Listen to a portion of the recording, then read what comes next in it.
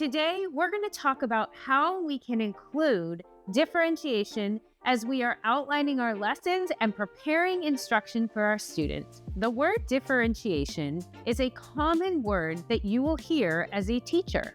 Whether you're a new teacher or a teacher that's been in the classroom for years, differentiation is something that is included in your instruction and in your lesson plans. My name is Dr. Stacy Vaught, and today we are going to be talking about that word differentiation and how to use it as part of your lesson planning. Before we get started, don't forget to like and subscribe, and let's get talking about differentiation in your lesson planning. You are going to have many different students, and they're all going to have unique learning needs and preferences. And that word differentiation is something that you've heard from the beginning of your education, from the beginning of your time in the classroom.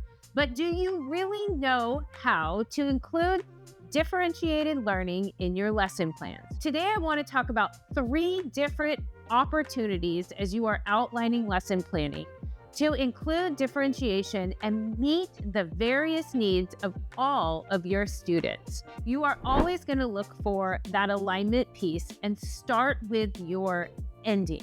What is it that you are trying to measure with your students? That is the focus. And from there, you can backwards design or identify how to get your students there. So as we're talking about differentiation in your lesson plans, I want you to think about 3 unique opportunities to consider the learning needs of your students as you are determining how you are going to teach them a new skill. First and foremost, you think about that modeling piece.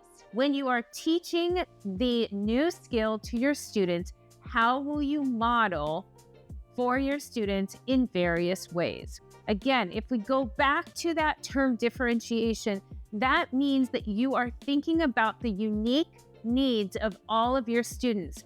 And to begin and identify those needs, you have to build those relationships with your students and understand what is it that helps them with learning, what are their learning preferences, what are their learning styles, and what is it that engages them when they are learning. So if you take all of those things into consideration when you are outlining the modeling or the, if we think through the UDL, Universal Design for Learning, that means of representation. How are we representing the learning to your students? I want you to think about modeling or offering your instruction in various ways. This could mean that you are choosing to read a book, but you are also going to offer maybe an audio version of the book where students that might prefer or need to hear it can listen to the book.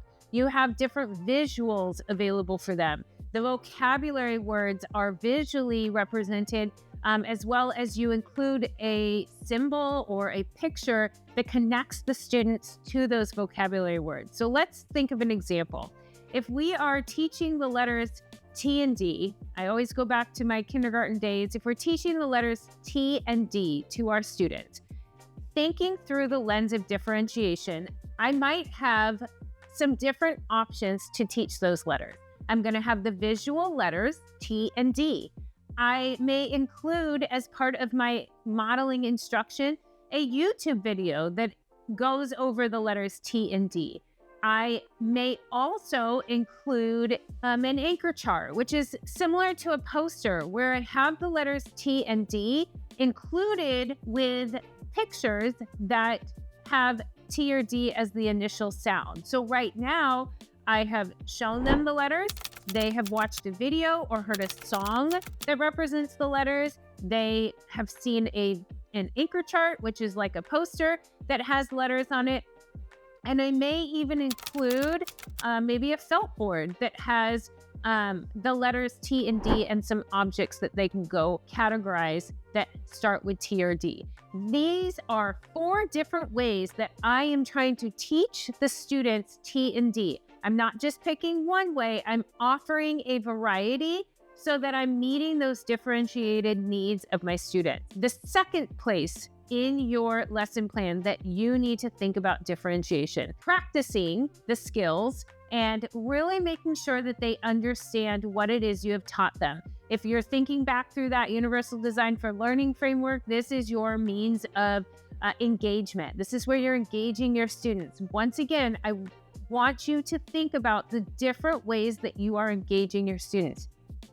Do not just do one practice where you're having a student come to the board and you're giving them the word toad and they write the letter T. That is not the only way that you should be practicing with the student. If you are offering that differentiation, you are giving them different ways that they can engage with that. Maybe you have a small group and they're doing a T and D capital letter, lowercase letter sorting, and you have groups over here individually that have a practice worksheet where they see different objects that start with T and D and they can color it.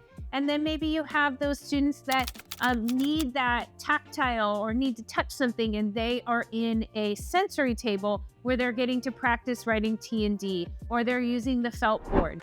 Do you see how there are 3 or 4 different ways that your students are engaging in that practice that is more aligned to the style of learning that engages and meets their needs? That is the purpose of differentiation. So we have, while you're modeling, you are thinking about offering them different ways of learning. When you are engaging them and practicing that skill, you are giving them different opportunities. Again, it will depend on the student and how they learn best. And then finally, the third place that you really need to think about differentiation is in your assessment or independent practice. And I've said it before in other lesson planning discussions or videos. Make sure when you are doing that independent practice or assessment that it's something that you can monitor in the classroom and that individually you can identify how well those students are mastering those skills. When you put them in group work, it's not that you can't measure, but it is more challenging for you to identify individually who has mastered that particular skill. So if we want to think about differentiation in your independent practice or your assessment, you are giving them different ways to deliver the information that they've learned. So this means that it is not just one worksheet, everybody goes back to their seat, they're writing the letters T and D, they're matching words that start with T and D, and then they turn it in. That is not differentiation. This means that you may have a group of students that is their best preferred way of showing you that. They get a worksheet, they trace, and they write the letters T and D, and they find things that start with T and D. You may have a group that they need to come up one-on-one with you, and they need to be able to point to the letter T and point to the letter D and verbally tell you that response. You may have students that want to create a picture of the letter T and include different things that start with the letter T and do the same for D. You may have students that want to create some sort of digital representation or use a smartboard or some other technology version of demonstrating that they know the letter T and D. The idea behind differentiation is that you are considering the unique learning needs and you are thinking at 3 different points. When I am teaching the material, when we are practicing together as a whole group, and when I'm independently asking them to show what they know. At each different point, you are giving them options of how they want to engage in that learning. It's kind of like their own buffet of learning, if you will. That is what is so important with differentiation.